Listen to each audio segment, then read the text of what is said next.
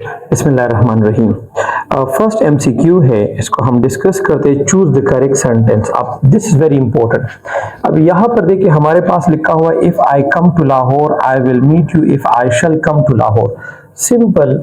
जब भी आपके पास सबऑर्डिनेटिंग कंजंक्शन आ जाए, whenever you have subordinating conjunction, अब subordinating conjunction से अगर एक स्टेटमेंट हो, basically that is dependent clause, और इसके बाद हमारे पास जो दूसरा क्लॉज होगा दैट इज इंडिपेंडेंट क्लॉज, और ये आपके पास हो जाएगा कॉम्प्लेक्स सेंटेंस। कॉम्प्लेक्स सेंटेंसेस आपके पास कौन से होते हैं? जिसमें एक डिपेंडेंट और एक इंडिपेंडेंट।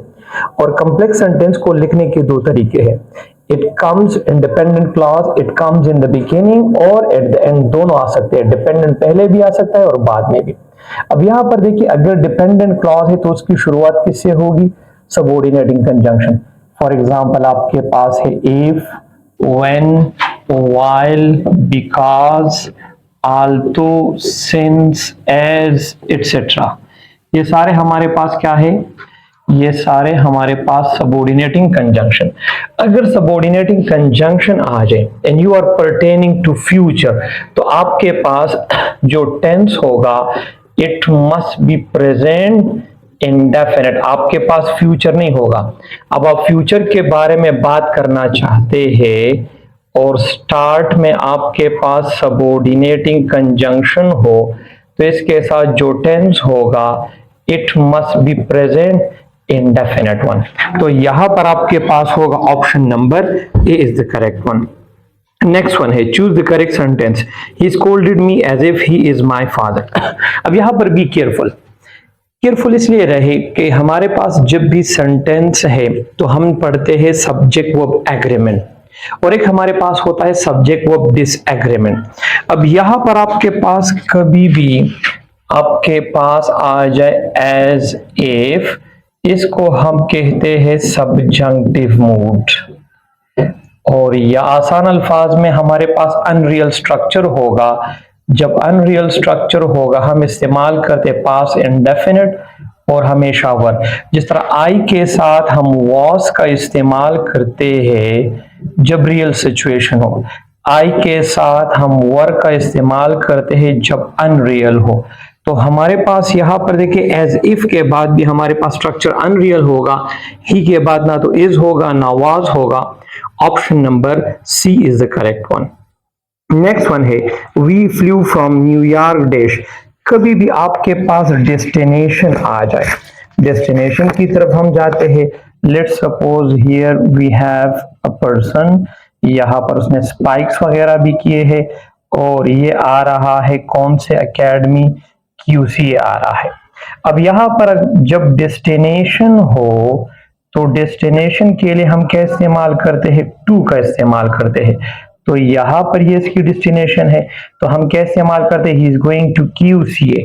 अब डेस्टिनेशन है यहाँ पर from New York to Paris, destination है। Option number A is the correct one. Next one है, choose the correct sentence. Alia usually believes everybody, Alia is usually. बहुत सिंपल सा है। हमारे पास जब भी एडवर्ब ऑफ फ्रीक्वेंसी हम इस्तेमाल करते हैं, या एडवर्ब ऑफ फ्रीक्वेंसी अगर आप नहीं, तो हमारे पास प्रेजेंट इंडेफिनिट के लिए कुछ सिग्नल वर्ड्स है। उसमें हमारे पास एक लफ्ज है डेली, एवरीडे, आपके पास है often, seldom, always, usually, never, sometimes, etc. ये अल्फाज जब भी आ जाए तो आपने कौन सा टेंस इस्तेमाल करने? Present indefinite.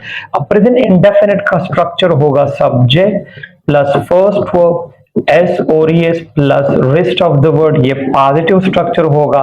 नेगेटिव होगा सब्जेक्ट डू और does not plus first verb plus rest of the word. और अगर इंट्रोगेटिव है तो डू और does plus subject plus first verb plus rest of the words और साइन ऑफ इंटरोगेशन। अब be careful, यहां पर हमारे पास एस और एस का इस्तेमाल हम कब करेंगे? सिंपल अल्फाज में जब आपके पास he, she, it plus singular noun हो तो हमारे पास फर्स्ट वर्ब के साथ एस और एस, और अगर नेगेटिव है तो डज नॉट के बाद फिर फर्स्ट वर्ब होगा। यहां पर एस और एस का इस्तेमाल नहीं होगा। जब डज नॉट आ जाए फिर हमेशा first form of the verb लगेगा। अब यहां पर क्या लिखा हुआ है, यूजुअली हम प्रेजेंट इंडेफिनिट का इस्तेमाल कहां पर करते हैं, जब कोई चीज आपकी क्या हो, हैबिट हो या आप रेगुलर बेस पर करते हैं। इसके साथ साथ अगर यूनिवर्सल ट्रुथ हो उसके लिए भी हम क्या इस्तेमाल करते हैं, प्रेजेंट इंडेफिनिट।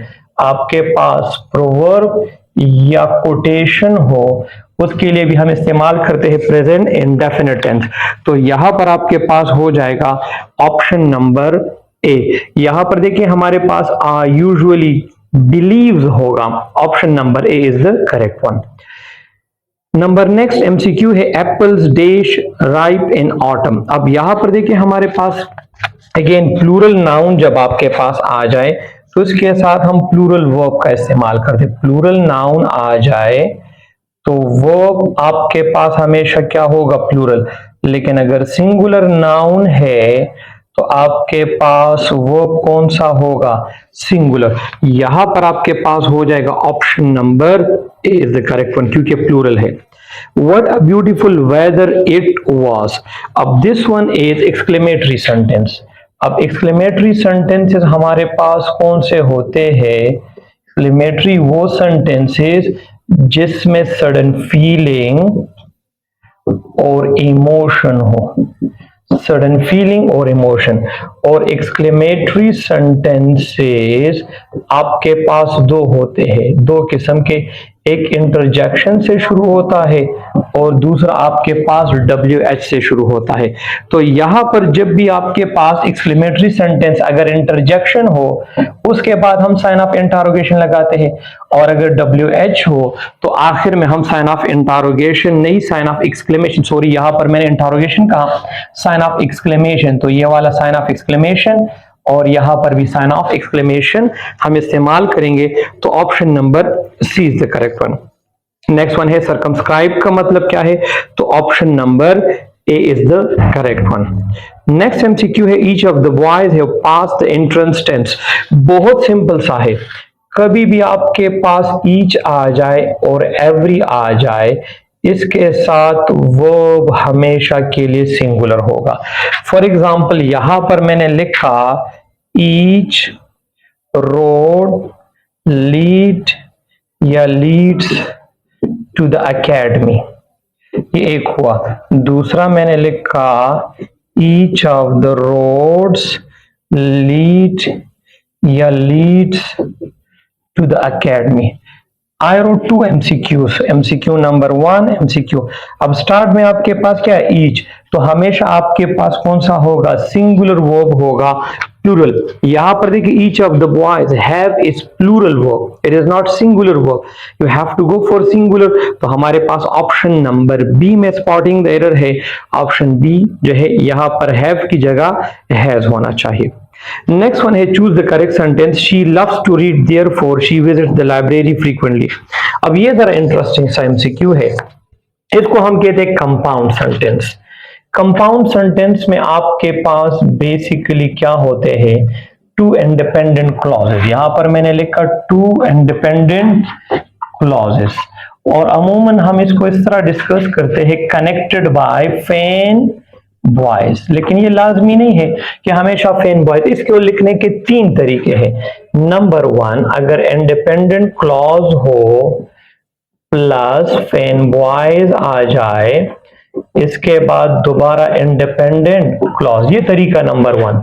दूसरा है इंडिपेंडेंट क्लॉज आ जाए फिर इसके बाद सेमीकोलन और इंडिपेंडेंट क्लॉज, ये दूसरा तरीका। तीसरा तरीका है इंडिपेंडेंट क्लॉज प्लस आपके पास सेमीकोलन, सेमीकोलन के बाद ट्रांजिशनल डिवाइस या ट्रांजिशनल वर्ड। ट्रांजिशनल डिवाइड या वर्ड्स कौन से हैं, हाउ एवर, फर्दर मोर, हमारे पास मोर ओवर, देयरफॉर, और इसके बाद कामा, कामा के बाद दूसरा इंडिपेंडेंट क्लॉज।